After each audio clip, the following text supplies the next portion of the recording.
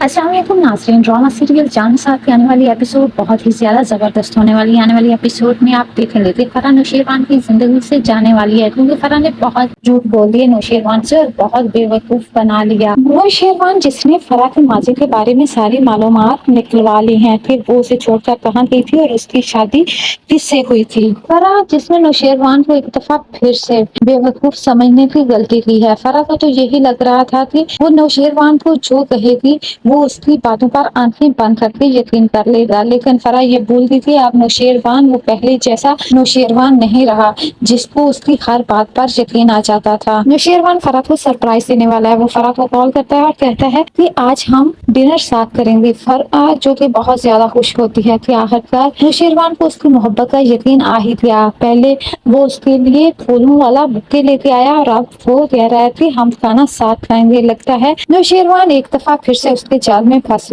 گیا، لیکن فرح یہ بول رہی ہے کہ اب نوشیروان کسی صورت بھی اس کے جال میں پھنسنے والا نہیں۔ نوشیروان اسے کہے گا کہ وہ ساتھ کھانا کھائیں گے اور وہ اس کو کسی سے ملوانا چاہتا ہے۔ فرح کے مائنڈ میں تو فوراً ہی یہی بات آ جاتی ہے کہ نوشیروان اس سے شادی کرنا چاہتا ہے، اس لیے وہ اپنے ماں بابا سائن کو اس سے ملوانا چاہتا ہے۔ وہ بہت زیادہ خوش ہوتی ہے، لیکن اسے کیا پتا تھا کہ آج اس کا بانڈا پھوٹنے والا ہے۔ فرح جو کہ نوشیروان کے سامنے ہر وقت ایموشنل ڈرامہ کرتی رہتی ہے کہ اس کی وجہ سے اس نے زندگی میں آگے بڑھنے کا فیصلہ کیا تھا، لیکن اسے جلد اس بات کا احساس ہو گیا کہ وہ کسی اور کے ساتھ زندگی گزار ہی نہیں سکتی، اس لیے وہ دوبارہ سے اس کی زندگی میں آ گیا، وہ اس کے بغیر زندہ نہیں رہ سکتی۔ جب فرح نوشیروان کے ساتھ ریسٹورینٹ میں بیٹھی ہوتی ہے تو نوشیروان انتظار کر رہا ہوتا ہے، تب فرح اسے کہتی ہے آخر وہ کس کا انتظار کر رہا ہے، کہیں ماں بابا سائیں تو مجھ سے ملنا نہیں چاہتے۔ تب نوشیروان کہتا ہے کہ اس کے لیے سرپرائز ہے، اس لیے بس وہ آتے ہی ہوں گے جن کا ہم انتظار کر رہے ہیں۔ فرح نے تو کبھی سوچا بھی نہیں ہوگا کہ آج نوشیروان ہی اسے سرپرائز دے دے گا اور نوشیروان کے سامنے اس کی اصلیت اتنی جلدی آ جائے گی۔ ابھی فرح اور نوشیروان باتیں ہی کر رہے ہوتے ہیں کہ فرح کا شوہر اور اس کی بیٹی وہاں پہنچ جاتے ہیں۔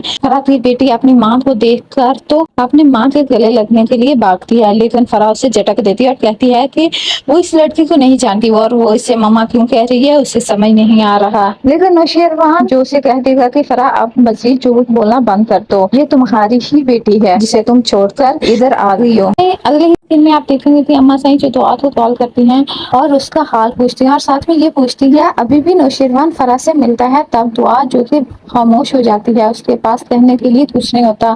اما سائیں جو کہ اس کی خاموشی کو سمجھ لیتی ہیں اور کہتی ہیں کہ تمہاری خاموشی بتا رہی ہے کہ نوشیروان پر ہماری بات کا کوئی خاص اثر نہیں ہوا۔ تب دعا کہتی ہے کہ میں کیا کہہ سکتی ہوں، مجھے لگتا ہے کہ فرح جو کہ نوشیروان کی پہلی محبت تھی اس کے دل سے کبھی بھی نہیں اترے گی، چاہے میں لاکھ کوشش کر لوں۔ نوشیروان جو دعا کے پیچھے کھڑا دعا اور اما سائیں کی ساری باتیں سن رہا ہوتا ہے۔